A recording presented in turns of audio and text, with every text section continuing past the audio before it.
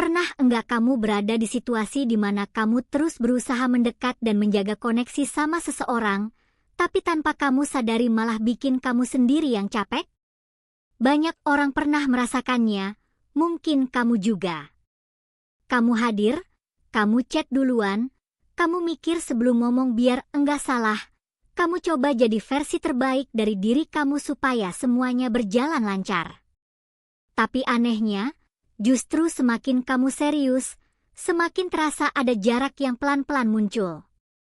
Bukan karena kamu salah ngomong atau kurang perhatian, tapi karena kamu menaruh terlalu banyak harapan pada respon orang lain. Saat kamu menunggu balasan, tubuhmu mulai tegang, pikiranmu mulai sempit, dan kamu seolah menunggu sesuatu yang kamu enggak bisa kontrol. Kamu enggak marah, kamu enggak nuntut, kamu enggak meledak, tapi badan kamu jujur. Kamu gelisah, kamu cek HP berkali-kali, kamu berharap ada notifikasi biar hatimu tenang. Kadang kamu berpikir kenapa kamu jadi kayak gini, padahal kamu cuma ingin semuanya baik-baik saja. Tapi faktanya, banyak orang terutama laki-laki terjebak di fase ini karena mereka terlalu tulus dan terlalu ingin memastikan sesuatu berjalan sesuai harapan mereka. Mereka lupa memerhatikan apa yang terjadi di dalam tubuhnya. Tanpa sadar sistem saraf mereka masuk mode siaga, seperti tubuh berkata, "Aku baru bisa tenang kalau dia merespon." Perasaan seperti ini bukan tanda kamu lemah atau bermasalah. Ini biologis. Manusia butuh rasa aman, dan saat rasa aman itu kamu letakkan di tangan orang lain, maka hidupmu akan ikut naik turun sesuai respon mereka. Kalau mereka hangat, kamu lega. Kalau mereka dingin, kamu panik. Kalau mereka lambat, kamu menunggu.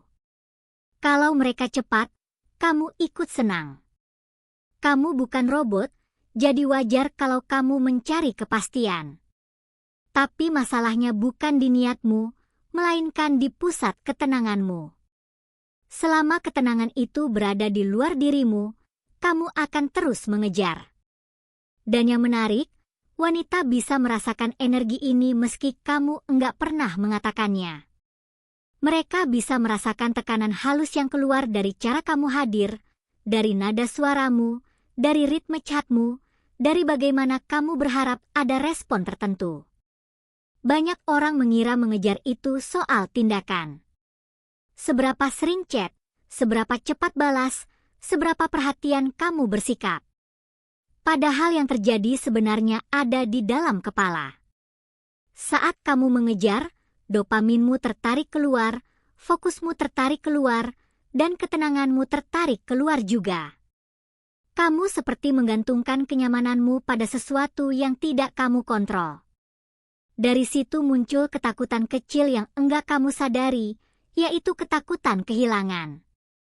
Ketakutan inilah yang membuat tubuhmu jadi siaga, napas pendek, pikiran sempit, dan keputusanmu jadi reaktif. Kamu enggak bermaksud begitu, tapi tubuhmu ingin kembali merasa aman.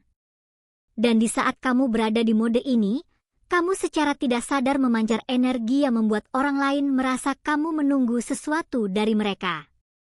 Energi itu bukan permintaan eksplisit, tapi beban emosional yang sangat halus.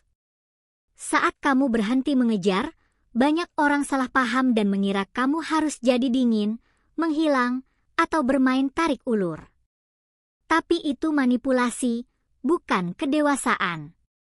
Berhenti mengejar bukan tentang menjauh, tapi tentang menarik kembali fokusmu ke hidupmu sendiri. Ke rutinitasmu, ke tujuanmu, ke arahmu.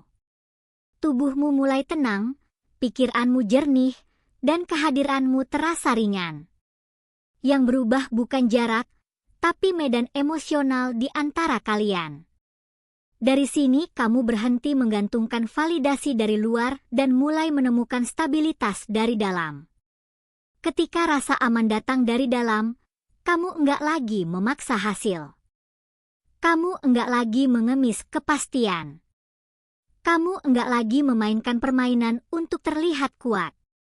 Kamu hanya kuat karena kamu sudah berdamai dengan dirimu sendiri.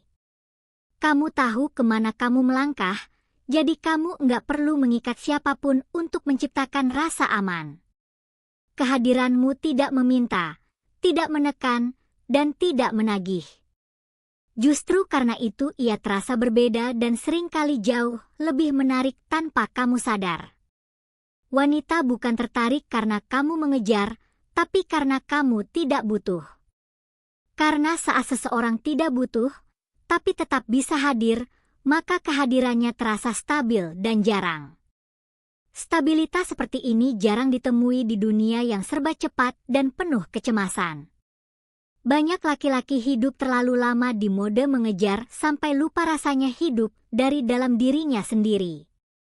Mereka lupa bahwa ketertarikan tidak datang dari tekanan, tetapi dari ketenangan.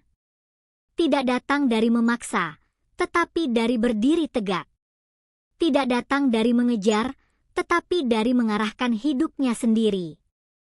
Di titik itu, kamu enggak lagi bertanya, bagaimana caranya supaya dia memilih aku, karena tubuhmu sudah merasa aman.